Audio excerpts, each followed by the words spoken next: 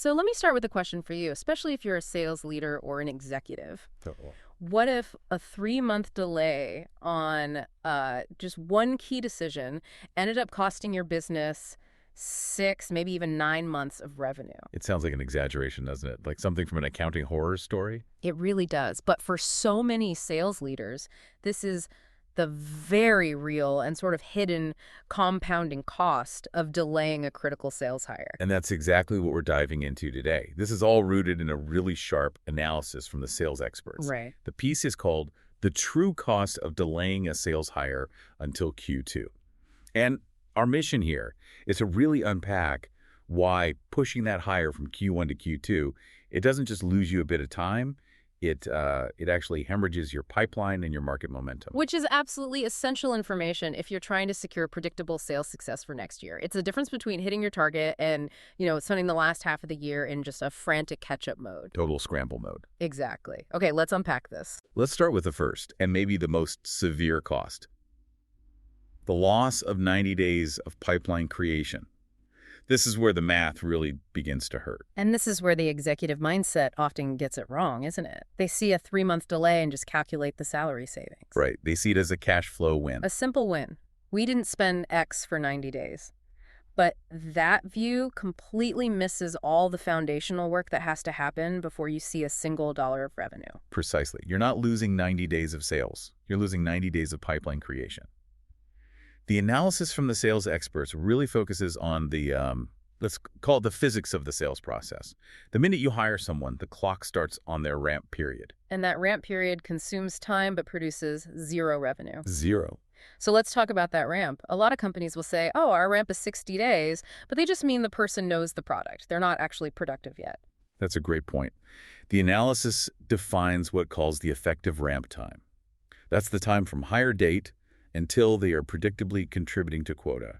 And when you break it down, it's longer than you think. Okay, so walk us through it.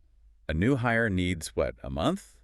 40 days minimum just for onboarding, product training, figuring out their territory. Just getting their bearings. Yeah, so that's January gone. Poof.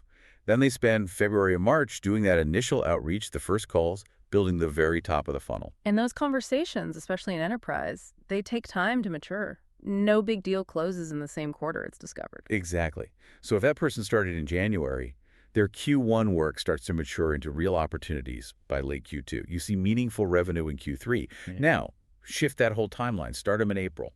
The whole clock just shifts for them. The whole clock shifts. And April start means they're building that initial pipeline through Q2 and into Q3, their first deals. They won't close until late Q3 at the absolute earliest. And the real consistent revenue stream. That won't hit your books until Q4. So the analysis is stark. You didn't just delay a hire by 3 months. You delayed meaningful revenue by 6 to 9 months. 6 to 9 months. That just completely changes the math on your annual forecast. Your whole annual number, which was based on a full year, now has to be crammed into, 75% of the selling time? And that's the core of it. The annual target becomes mathematically harder to hit. That pressure has to go somewhere. Either your existing team burns out trying to cover the gap, or, more likely, that revenue just disappears. It's a foundational gap you can't close. Speaking of gaps, let's look outside the company, at the market. Because a Q2 hire isn't just behind your internal schedule, right?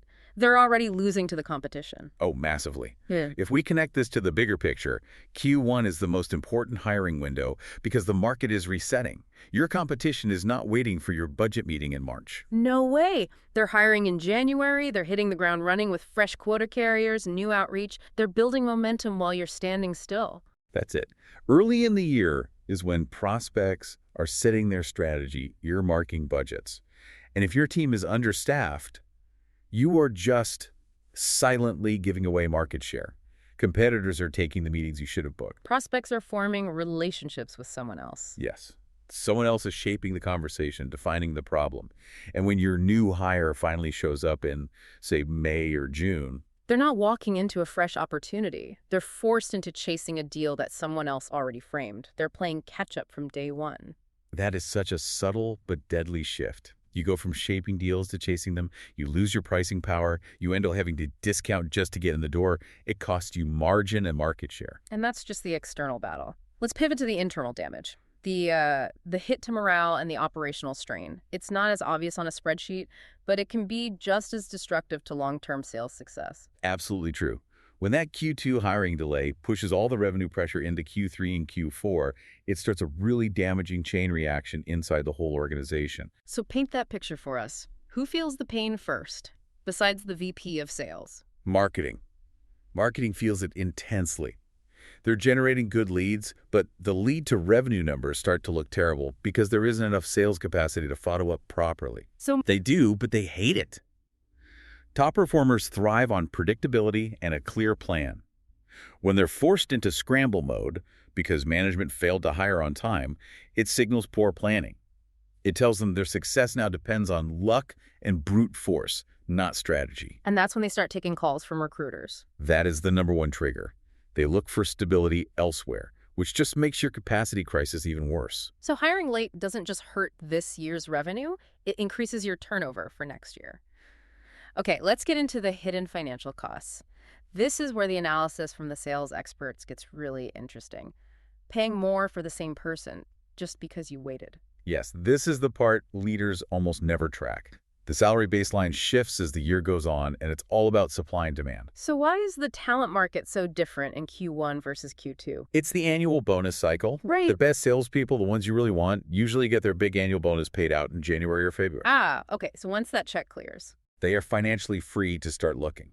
So you get this flood of high-quality passive talent hitting the market right at the start of Q1. They're not desperate, they're just open to a better opportunity. So you have the highest supply of the best candidates right at the beginning of the year. Exactly. If you wait until Q2, that top tier of talent is gone. They've been snapped up. The talent pool shrinks, but the demand from all the other companies who also delayed hiring suddenly skyrockets. And basic economics says that scarcity drives up the price. Significantly. You get into bidding wars. You end up paying a 10, maybe 20% premium on salary for a candidate who might not even be as good as the ones available in January. The delay didn't save you money. It actually cost you more. And to compound that, you then reduce the impact of your onboarding. You spend more on a person and then give them less effective training. That's the final frustrating piece. When you hire late, you're desperate. And that desperation leads to a rushed onboarding process. The new hire's runway is shorter, but the expectations are way higher because of that revenue gap we talked about. They have no buffer, no time for learning. They're expected to be a top performer on day one. And it's an impossible situation. They're set up to underperform, not because they're a weak salesperson, but because the system is setting them up for failure. Great people need time, and hiring late steals that time. It dramatically increases your risk of a very expensive mishire. So this whole analysis really points to one conclusion. Yep. You solve this problem with action right now, not heroics in Q3. Let's talk about the actionable steps. What's #1? Clarity.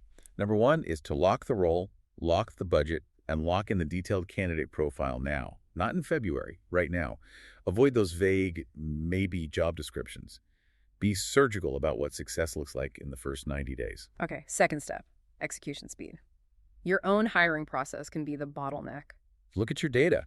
Are you dragging candidates through 6 rounds of interviews over 4 weeks?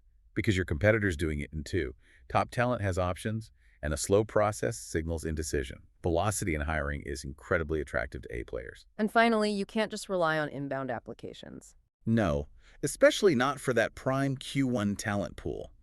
Partner with a specialized headhunter early, now. That gives you access to the passive candidates, the ones who just got their bonus and are quietly testing the waters before they even hit the open market.